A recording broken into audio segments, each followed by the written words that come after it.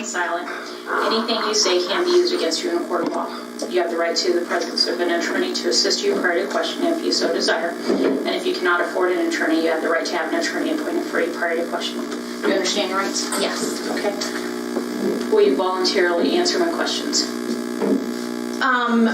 I will, depending on what questions they are, and if I feel like my attorney needs to be here, then okay, I will answer the ones that I feel my attorney may not want me to answer. Okay, that's fair, because you can stop at any point. So the way I'm understanding is that you'll voluntarily start the interview, and if you want to stop and so forth, then we need to do that. Then we will do that.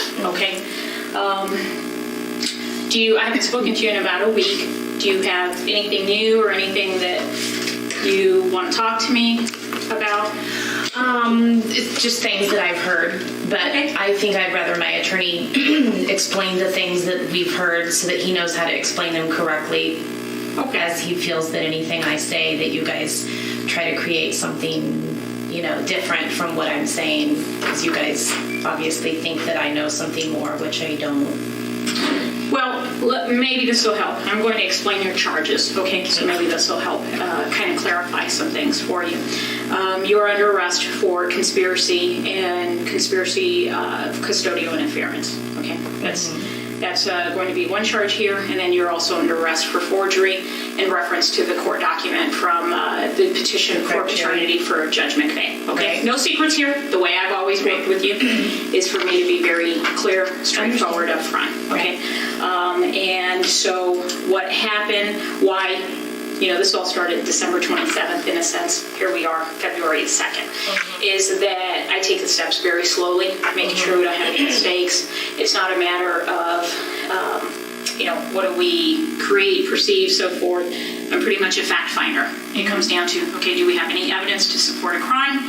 If we have evidence to support a crime, then that's where the charge comes, and then this is turned over to the county attorney's office. Right. Okay. And so basically, those are, I don't think that there's a surprise there. And that's pretty much where we're at. Okay. Now you said there were 3 charges. What's the third? Well, the conspiracy and custodial interference, it's basically conspiracy to commit custodial interference. Technically on the ARS book, on our law book, it comes as 1 charge, 2 charge, but it's basically like a combination of 1 charge, okay? It's going to go on paper. When I do your booking later, it'll have 3 slots for it, but for the most part, it's almost easier to see that it's conspiracy to commit custodial interference, and then it's a forgery. Right. Okay. And probably your attorney can help figure that out, but it's nothing, there's no kidnapping, there's nothing in reference to that. The evidence that supports that comes directly from custodial interference and from forgery. Okay. So that's not really anything of a trick. I understand. What I was going to have you do is, in this interview, is go through the time frame. I think that's the easiest, and that's how I was going to lead this interview, is through the time frame. Let you answer to what ended up happening is I conducted all these interviews with you, conducted interviews with other people, pulled the evidence and so forth. And this is where statements were different, evidence then supported different angles of all of this. For example, we could use your cousin. Started off initially, you made some phone calls, made some statements, even locally, even directly to us. You called, I'll give you an example, Detective Thompson, stating that Elizabeth had used your cousin's name, more like conversation that she had gathered the name, and used a little, had a little chuckle that because she grabbed it and then she put it on you did the same thing with me. Right. You wanted to. And honestly, until I saw your paperwork, until I saw my writing on there, I honestly had completely, because I was pushed from the lady at the front desk. You only have a couple minutes, they're locking the doors. I honestly did not remember until I saw my writing, but when I saw my writing, I came forth and said, wow, that's my writing. Honestly didn't, and I know you think because it had only been a couple weeks that I should have remembered, but when you're when you're talking about so, many hours of something that has gone by, days and days that's gone by, it's really hard to remember insignificant things in what you did or said that really didn't pertain to what I felt was important to the case. That I didn't even realize at one point, when we were first talking at our house, had no clue that you even thought that we had anything. We were flabbergasted at the fact that you guys would think we had anything to do with anything wrong. Because in our minds, and still today in our minds, we've done everything humanly possible to help her to do the right thing legally, and, when I did that, my attorney can explain that to you, but it's, Sure. it wasn't something that I thought I was doing wrong at the moment. Okay. There's another angle that in terms of a witness, in terms of calling a friend to even ask specifically another person, hey, can I use your husband's name on some paternity paperwork? So I hear what you're saying, but it's not as simple as just that. I mean, if we're going to be fair here and lay it out, and what I've said to you is I do believe that you come clean with things, there is some understanding that we are all human and we can all make mistakes, okay? But it wasn't just that, and you can forget things, that I do understand, okay? But it didn't just stop with just that paperwork. I mean, I have someone who has come forward. That then requires me to do some hunt work on that. I can't take things on just face value, okay? Right. People could not like you for whatever reason, and that just isn't enough to just go on face value, correct? So have to do some hunt work, figure that out. That takes some time and so forth.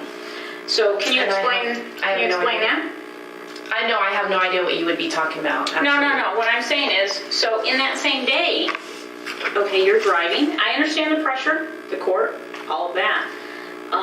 But when you call a friend on the way to the court... I called a friend on the way to the court? Well, what I'm saying is you called another friend to ask to use... Did you call Deanne and ask her to use her husband's name? On the way to court? No. Well, that may be... Okay. The night before when I was drinking, and I completely forgot about it until you had mentioned that, and I had to really think hard about it until you mentioned it to me. But I had too much wine to drink. I didn't even remember the next day when I did go to court with Elizabeth, or the courthouse or whatever. Didn't even remember until she brought it up to me at that moment, and I was like, oh my God, you're really going to use his name. So. Okay. Have you talked with your cousin in reference to all of this? I mean, I know he's never met Elizabeth, but did you have any conversation with him in terms of explaining how his name ended up on the court petition? I know I talked to him. I can't remember what I said to him about it. So you don't remember having a conversation in reference to his name, or whether you apologized, I remember definitely apologizing, but I don't remember exactly what our conversation was about. I think it was pretty short. Okay. When did you have that conversation with him? I don't remember. Was it within this month? Was it? Probably, yeah. Okay. I'm guessing. Okay. And I'm not here to trick you. I'm just asking you questions that I believe that in terms of a truthful answer will assist in all of this, okay? I'm not here to trick you. Okay, they're very direct. I've been very direct with you from the very beginning. I just think that I should probably not even talk, though, because my attorney told me not to, and he's going to wind up getting mad at me for even talking to you, you know? Did he call you? No, I haven't received a call. Oh, okay, because he was calling you when they were arresting me is when he was calling I was out to lunch. They called me. Okay. I rushed back in here, and I haven't even been to my desk. I grabbed my folder, and I came straight here. So no, I haven't had a call. So are you saying that you want to end an interview? I guess so, because it's better that we do the interview with him, because I don't know I know that he believes that everything's being twisted, and because you guys aren't looking at it in my point of view, you guys are looking at it in a completely different point of view, so he probably needs to help me speak or something, or I don't know. Okay. Because, the long and short of it is that, I am completely innocent. And yes, maybe I wrote that down, but in that moment, You know, the night before, I was drinking too much wine. I don't even hardly remember the night before. The next day when she asked me to help her and do that, I thought, and I don't know if I've come right out and said it because we're trying really hard not to say ugly things about Logan. But by all the facts that she showed me, by all the lies that Logan, and just wondering too, or I don't know if you guys are doing the forgery charge on Logan too, for the lies he put on the paper, because she was answering to his lies basically, on his paper, that she had showed me all the proof, and I guess the judge got kind of mad at him for making up lies on that paperwork, and hers was basically an answer to his paperwork. Did I know that she was filing it through the court like it was a court document? No, it was supposed to be going directly to Logan. So when you're at the court, now you just way confused me. So when you're at the court, you're helping with the petition of paperwork. It gets stamped. You're actually you're in Phoenix. You're not at home. Right? No. I understand that. But according to her, this is her answer to Logan. Was I thinking in my mind this goes to a judge? No, this was her answer to Logan. That's why she was upset that he didn't put a real address, and I actually gave her a stamp. I gave her, I believe, 2 stamps to send it to Logan. Miss Tricia. Sure. Well, I need to step out. Okay. I'll be right with you.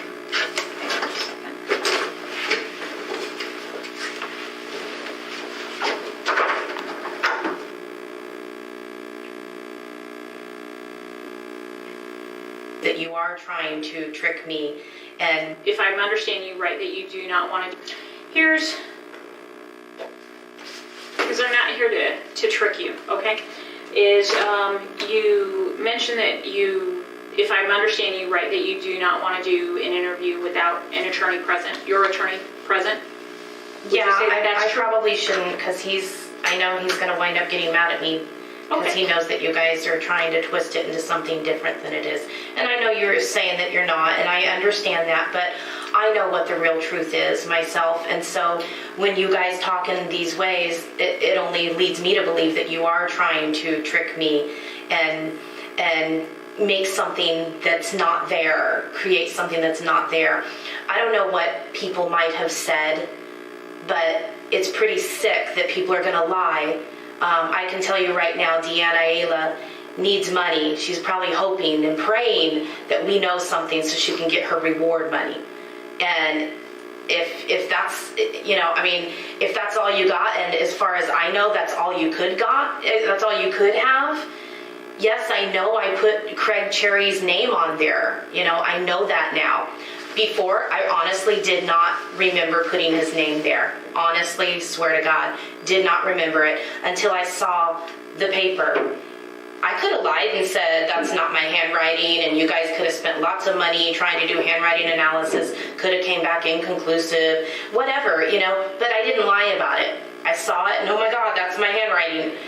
I didn't think about it because it was so spur of the moment. All of a sudden, I'm there. She's upset that all these lies he said about her on the paperwork, and I'm not thinking in my brain this is going through the court system. That's why I gave her stamps to send it to him, and she was mad that it wasn't a regular address. It was a P.O. box, and how is he going to get it from a P.O. box tomorrow when she's wanting this to be sent out right now? Let's get it to him tomorrow. In my brain, that's all I'm thinking, I wrote this down because Logan, according to her, was going to shoot this guy and shoot her because Logan, she showed me all his things and, showed me the proof that he lied in all of these in his letter. There's at least 2 or 3 lies in there. And if he also put that through the court system, then, it's like, okay, where's his forgery charge?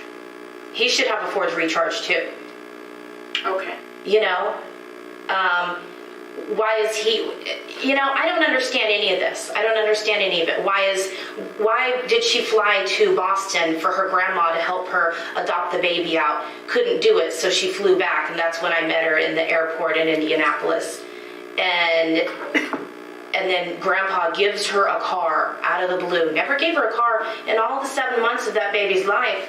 She had to scrape, according to her, scrape and do everything all on her own. And now all of a sudden, she wants to put the baby up for adoption. Grandpa and Grandma are saying that they want that to happen, but yet nobody is even looking. I'm not expecting anyone to not look at me. You guys can look at me all you want, arrest me, do whatever you want to do. I know my innocence, and God knows my innocence. And to be honest with you, this is wrong, because me and my husband did everything in our power to get her to come back here, to go to court, to do everything the legal route. And at one point, yes, we were desperate when she said, I'm never gonna call you again. I'm about to, change mine and his identity. And at that time, we freaked out. Well, give us 24 hours. Let us figure out, can you change jurisdictions? We're gonna find that out for you. We're not gonna do, and we told her point blank, we won't do anything illegal, but if it can be done, we'll help you. We'll help you. We'll get an attorney. We'll help you do this the right way. Found out immediately she couldn't do that. Within, it was Christmas weekend, I believe. It's hard to get a hold of anybody during that whole Christmas weekend. So when we did find out that she could not do that, we had my attorney, Ken Shutt, which is now going to be my witness in this case. He's going to be my key witness. Spoke to him many times, and another attorney of his, which is, I can't remember her name, but Ken knows her name. And she also did the same thing. We were trying to figure out how we could help her come here. How much do we have to pay to help her come here and spend all this money to help her keep custody of the baby? And if we can possibly adopt her and help her. Yes, we wanted to keep Gabriel in our lives. That's why we wanted to adopt her, so that we could be the grandparents, and maybe we would get to see him 4 days a week, and Logan gets him the other part, and we would bring the baby to Logan, we would pick him up, and Elizabeth would never have to deal with him anymore and deal with her PTSD because of Logan. And once this goes to court, we're all going to have to spend tons of money to go to court through all of this. I understand that, and God is on our side, and God will bring us the money. We don't have the money, but guess what? God always has provided for me, because I am innocent, and God will provide the money for me to go to court. And I promise you that I will come out innocent. Because we have done nothing wrong. We have so much evidence and so many people to prove my innocence in this. I've got 2 attorneys to prove my innocence. I've got Janet Morris to prove my innocence. I've got Joe Hare to prove my innocence. I've got emails and I've got text messages. And you guys can take a little text message and make it look like something. But yet that's not the case. And, I don't know if you pray, or I don't know anything about you, but if you did, maybe if you asked God for guidance on this whole case, maybe you would see things a little bit more differently. Maybe you would also look at everything that proves our innocence rather than trying to prove our guiltiness. And that's very sad, because it's going to cause everybody to spend so much money and so much time, and it's just very sad. We did, in mine and my husband's hearts and minds, we were trying to be heroes here and bring Logan back his child, and we told Logan that. We did everything we could to help Logan. In the beginning, we asked him, wait, what's the deal with this? Are you really wanting the adoption to go through? I mean, what are you wanting? Because he was supposed to meet us at the courthouse when they went to court. Elizabeth said she just won full custody of the baby, and they go back to court in March.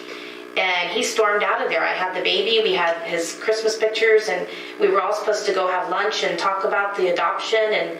And from what that looked like, it was like, okay. And she's like, he's just mad because I just won full custody, and he has to wait till March to see the baby. And we're like, well, we're here. Why doesn't he want to see the baby now? We didn't understand that. Why wouldn't he want to see the baby? If he was trying to fight for him, I didn't understand. And since we found out Elizabeth was in San Antonio, Logan's the one who told us how to find her in San Antonio. So he calls us, and you can see on the phone log, Logan calls us. Immediately, we're on the phone with Logan, we go on MySpace, which Logan had just supposedly sent her a MySpace message to. And you can see on our computer, we had never been on her MySpace page ever before. So how did we even know she had one? And then you can see on there where we're saying, you need to call us immediately. This is very important, you know? And from there on, it goes. There is so much evidence to prove our innocence in all of this. And so we just don't even understand why we're in this position.